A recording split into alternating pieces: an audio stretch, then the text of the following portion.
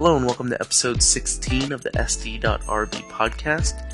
Today, Deb Lewis is going to be talking to us about MasterView, a template language for Rails.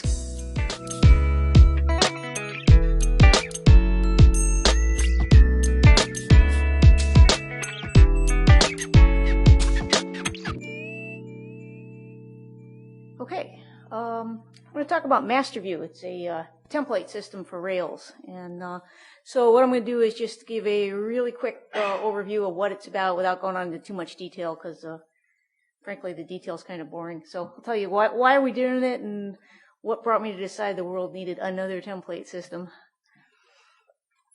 So I'm going to just talk a little bit about how I got to the point of getting involved with the MasterView project and why I wanted it for my own sites. And I'll talk a little bit about sort of the major features of it and very briefly show a little bit about how it works internally. So I have a couple of sites that I run. A couple of them are just basically really static content sites. It's just HTML stuff. It's pretty straightforward, and I wanted to get it on a platform where I can start doing things like layouts and get rid of all the redundant markup in the original site. I've got one or two other sites that I work on where I've got some simple site services. We've got some user accounts. There's a little bit of database back content. We want to do a little bit of user interaction. They got forums. They can do some things. And most of all, I have an old ASP site that I inherited that I really would like to get rid of. So I'm looking. This is the kind of stuff I was looking at moving into Rails. This is not heavyweight computer science here. This is pretty straightforward website stuff. So one of my goals is that I want to build my site so that my pages conform to web standards. I want it XHTML and I want to use CSS. And on the way there, I want to be able to run tools like Tidy and W3C validators or whatever else. And I want to do that at design time so that as I build this stuff, I know that I'm building clean pages. One of the things that I found useful is that it's nice to be able to do design time preview of my pages. I actually work most of the time in a text-based HTML editor, but it's really nice to be able to drop this stuff just into my local web browser without necessarily running my whole website to get a look at what things are going to be as I work on them. And finally, one of my considerations is that I want to make sure that whatever I do enables collaboration with some other people. In particular, some of these sites are community sites, and so I'd like to be able to let other people contribute to these sites and work on them who aren't programmers. They have varying degrees of skills about what they understand about any kind of HTML at all. Some of them are front page users. So I've got a broad range of people that in various ways I'd like to be able to work on this site. So whatever I present to them can't be just something that only a programmer can understand or cope with. So coming to Rails, the first thing you run into is RHTML. That's pretty much the way people build their views in Rails applications. And there's some really nice stuff going on there. There are things that I want to take advantage of. Layouts, the ability to do partials and break things up and basically factor your views and get rid of the duplication. So those are all really good things. And, whatever system I was going to work in, I wanted to make sure that I could do those kinds of things. One of the things I didn't particularly like about RHTML when I started working with it is that I'm basically working most of the time with chunks of HTML. My only complete HTML document is the layout. That's the one that's got a full wrapper of HTML headers and all the other kinds of things that go into a full document. But most of my content pages, as I'm building out views, are fragments. They don't have all the HTML document wrappings that make it a complete legal document. And then finally, the markup notation uses these angle bracket % things, which people are familiar with in a lot of templating systems. ASP uses it, JSP uses it, PHP uses it, and RHTML. And it works reasonably well, but it's not always handled well by some editors. So it kind of depends on what people were using to work on these pages, what that kind of markup looked like to them. So does this show up very well? This is a screenshot of I just took a simple form and dropped it into the text HTML editor I use. And it did reasonably well. It has some syntax highlighting, and it's got some little highlighting on these little yellow bracket markers because it understands things like PHP and ASP pages, and that was kind of nice. But it got a little glitched down here in certain places. Sometimes it didn't highlight right, and it turned out it was sensitive to whether I was using single quotes or double quotes. And basically I was like, well, it's okay, I could live with it, but I'm not wildly excited about it. And then some of the other things that are reasons why I use this editor is it's got nice hookups for running tidy and the W3C validator. So as I'm working on HTML, I like to periodically just run the validator and make sure I haven't screwed anything up. But I run it on these partial pages and I don't get very far. So then, just for fun, I thought I'd try a Wysiwyg editor. It's called NView. It comes from the Mozilla people. It's an open source Wysiwyg HTML editor. And I don't use it a lot, but I work with some other people that do that like it. But I didn't get very far. I didn't even want to open it up. It says, I'm sorry, this is not an HTML document. I can't deal with this. So that eliminated one of my options for some of my potential users. It says, yeah, sure, you can work on these things in your Wysiwyg editor or whatever it is. So, and then finally, it kind of flunked my design time preview. I took my RHTML form and I dropped it in my browser, and it looks like crap. So this doesn't give me any kind of even remote fidelity to what this page might look like when I drop it into my site. So I started hunting around. So, well, besides the standard thing, what else have people done for template engines in the Rails world? And so I went hunting on Ruby Forge and various sites and Googled around the internet. And I kind of came at this from the point of view that what my ideal thing was actually the Zope page template system, which was a characteristic of the Zope publishing system that I think they did very nicely. And having worked with it for a couple of years, I like the characteristics of that system. One of the things is that anything I wrote in that system, it was a complete HTML document. So any tool that understands how to work with HTML will work on those things, and it's legal. The actual markup that you can put in the template system was done as attribute values attached to standard HTML elements.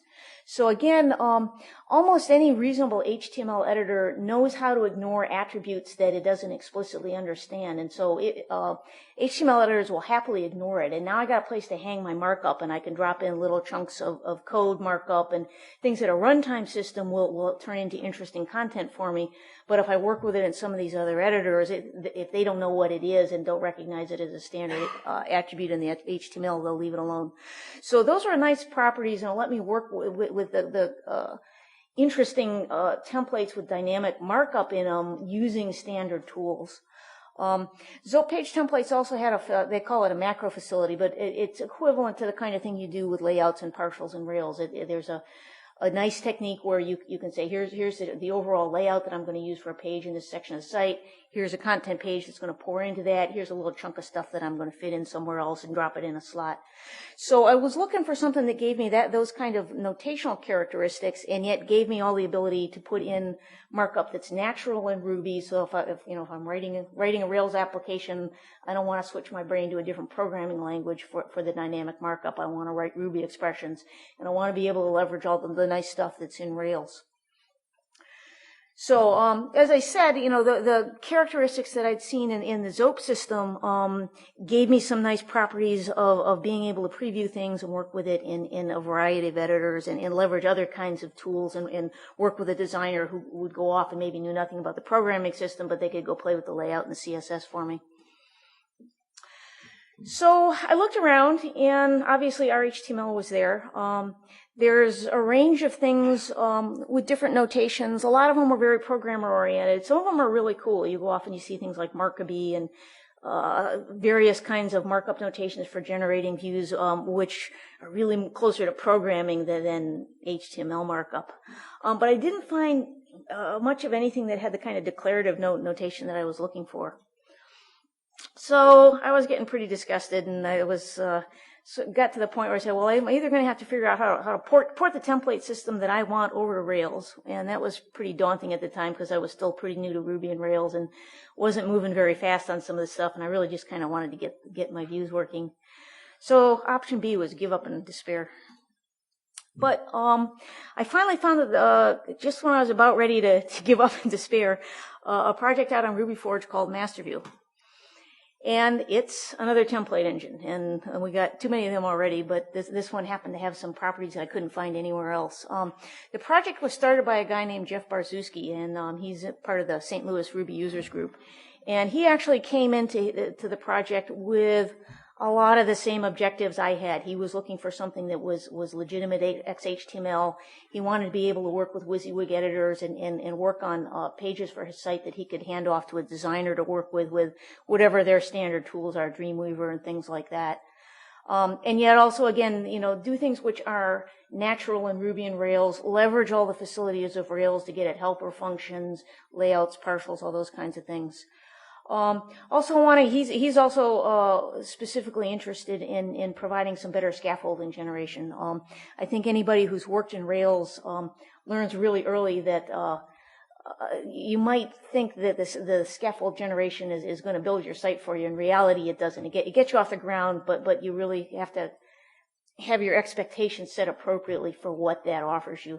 And a lot of people have either run into that and expected it to be more than it promises to be, or realize that that's a barrier to entry for people. So over the longer run, I think that's an area that we'd like to go play around with some more and see what we can do to make that kind of facility better. And then finally, one of the goals is we want to make sure that this performs reasonably. Whatever we do should be as good as ERB markup and HTML. So the MasterView markup is done by attaching the markup that you want to put in a view document in attributes in XHTML, and we use the XML namespace facility. By convention, we use this MV : as our namespace. So as you're reading through a document and you're looking through, you'll see a lot of the standard HTML attributes, marked down things. And then if you see something in the MV namespace, it's a directive to the template processing engine. And at that point, that's the hook where you can hang Ruby expressions, conditionals, iterative expressions, the template processing things that say this is a template and there's a slot we're going to fill something in, or this is where the interesting content begins that we're going to pull out.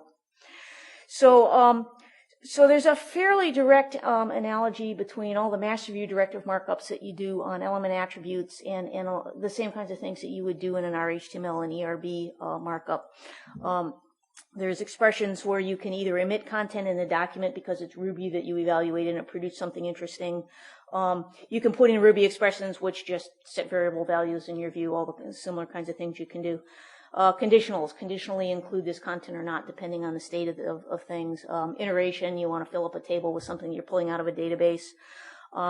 Access to all the asset helpers, so style sheets, images, links, those kinds of things. So to the extent that there was something interesting going on in a Rails helper, we wanted the directive markup to let you say the same thing with an equally concise notation in the markup. It's just you're hanging it in an attribute value instead of putting it into the angle bracket markup. And then the final piece is what I call the page composition things. It's the notation that tells the template engine whether this is a master layout or it's a slot that you're going to fill up with some content. And then finally, one of the things that we think is important and we're putting a lot of time into is to make sure that this is extensible. So we're building this thing, we're trying to provide a nice set of built-in directives so the basic stuff that you want to do is already there and easy to do, but also make it so that it's easy for somebody to write their own directive and have a reasonable framework to work in and do the same kinds of things we're doing in the built-in directives without too much of a programming investment. So I don't know how readable this is. This is basically the same document I started with. This is now a full HTML document. So it's got a doc type, it's got a normal header, it's got a link to a style sheet that I hook up so that when I look at things in design time. So there's a little bit of boilerplate, and then the rest of it is the same stuff that we had in the original RHTML template with the ERB stuff shifted into attribute values. That's probably hard to read. I'll post some of this stuff, or if people want to look at it afterwards, we can take a look at it. What's nice is that if you want to, you can now start using this stuff in your Wysiwyg editor. This is that NView editor that refused to open my RHTML before, but now I can put this up, and I have a simple little form, and if you like working in a Wysiwyg editor, okay, now you can do that. It's got that boilerplate wrapping. It's got a hook to the style sheet if you cared about it, and now you can use whatever tool you want on that thing. But it'll still go back, and when I drop it into Rails, it'll get poured into the real layout template. And so the placeholders that you might, if you drop into your templates, if you wanted to see that reminder at design time, go away and they get filled in with the real stuff from the running site.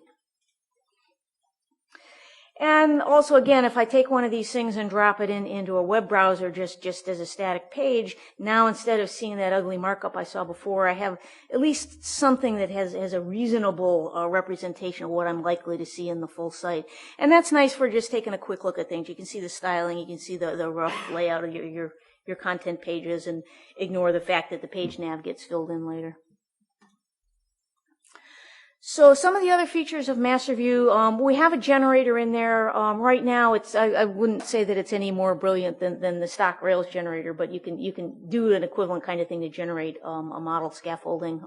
Over time, as I said, we'd like to make that smarter and make it possible to make it configurable and to produce better looking forms when you run the thing out of the box. We've put a control panel in. It's kind of a neat gadget because it lets you poke around when you're running your Rails and go in and take a look at what the template system has done for mapping your original MasterView template markup into the RHTML stuff. And there's other things we're figuring out are kind of handy to have in there, scratch pads and other hooks to give you ways to go in and look at the configuration of things. And then finally, again, as I mentioned, we're working to try to make sure that it's easy to configure for a user, that it's extensible so that people can build their own directives, and it's not a big deal to be able to support whatever cool markup directives you wanted to be able to hook in for something that maybe is common in your site and specific to your application, and be able to get at it with the same kind of markup notation that we use for the other stuff. So this is just a rough picture of the way the system works. When you start off with an HTML template, it's a complete HTML document. Inside of it, to varying degrees, depending on what you're building, there are places where there are attributes in there with the MV markup on it that says, this is something that's going to tell the template system what to do.